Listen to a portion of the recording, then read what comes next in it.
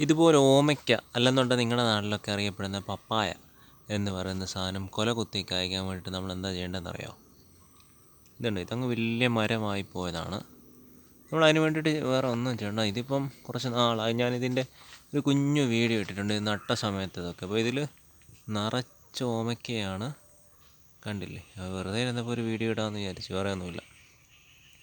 ഇതിനിതാ ഏകദേശം ഇത്രത്തോളം ഹൈറ്റുണ്ട്. ഇത് നേരത്തെ ഈ ഒരു ഹൈറ്റിന് കുറച്ച് മുകളിലായിരുന്നു. അപ്പോൾ വെട്ടിക്കളഞ്ഞിട്ട് നമ്മൾ അവിടെ എന്താ പറയുക, ഒരു കവർ വെച്ച് മൂടിയാൽ മതി. അപ്പോൾ പുതിയ തണ്ടിങ്ങനെ വന്നിട്ട് പുതിയ ഓമയ്ക്കായിട്ട് വരും.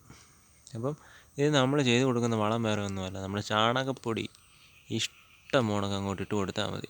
അല്ലാന്നുണ്ടെങ്കിൽ നമ്മൾ എന്താ പറയുക, ഈ പൊട്ടാസ്യം അങ്ങനത്തെ ഒരു വളമുണ്ട്, ഒരു റെഡ് കളറിൽ കിട്ടുന്നത് പൊട്ടാഷ് എന്ന് പറയും. ആ സാധനം ഇട്ട് വന്നാൽ ഇത്രയും വലിയ ഓമയ്ക്ക ഉണ്ടാവും.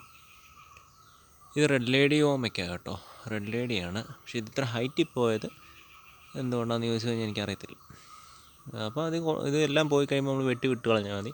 എന്നിട്ട് പിന്നെ എന്താ പറയുക, ഈ കവർ വെച്ച് മൂടിയാൽ മതി. അപ്പോൾ അത് സെറ്റാവും. ഇതിന് കൊടുക്കേണ്ട വളമെന്ന് പറഞ്ഞു കഴിഞ്ഞാൽ എന്താണ്, നമ്മുടെ ഈ ഭാഗത്ത് ഇവിടെ ഒന്നും ഇപ്പോൾ വളമൊന്നുമില്ല. നേരത്തെ ഞാൻ കുറേ ഇട്ട് കൊടുത്തിട്ടുണ്ട്. നമ്മൾ 1-2 തവണയൊക്കെ ഇട്ട് കൊടുത്താൽ മതി. അത് പിന്നെ വളമായിട്ട് വന്ന് ഇങ്ങനെ വളർന്ന് പോയിട്ട് വലിയ ഓമയ്ക്ക ഉണ്ടാവും. ഓമയ്ക്ക എന്ന് പറഞ്ഞാൽ തേങ്ങയുടെ വലിപ്പമുണ്ട്, കണ്ടില്ലേ? ഇത്രയും വലിപ്പമുണ്ട്. അപ്പോൾ അങ്ങനെ ചെയ്ത് കൊടുത്താൽ മതി. ഇപ്പോൾ നമുക്ക് തോരൻ വെക്കാനായാലും പഴുപ്പിക്കാനായാലും ഒക്കെ ഓമയ്ക്ക കഴിക്കാൻ വയ്യ. അതുകൊണ്ടാണ് കുറേ കഴിച്ച് ഇഷ്ടം പോണൊക്കെ ഉണ്ടായി, ഒരുപാടുണ്ടായി. അതുകൊണ്ട് ഇപ്പോൾ നമ്മളത് വലിയ നോക്കാറൊന്നുമില്ല. മഴ പെയ്യുമ്പോൾ വെള്ളം വീഴും, അപ്പം കുറേ ഉണ്ടാവും. അപ്പോൾ അങ്ങനെ ചാണകപ്പൊടിയും സംഭവമൊക്കെ ഇട്ട് കൊടുത്താൽ മതി. ഒരുപാട് ഓമയ്ക്ക നമുക്ക് കിട്ടുന്നതായിരിക്കും.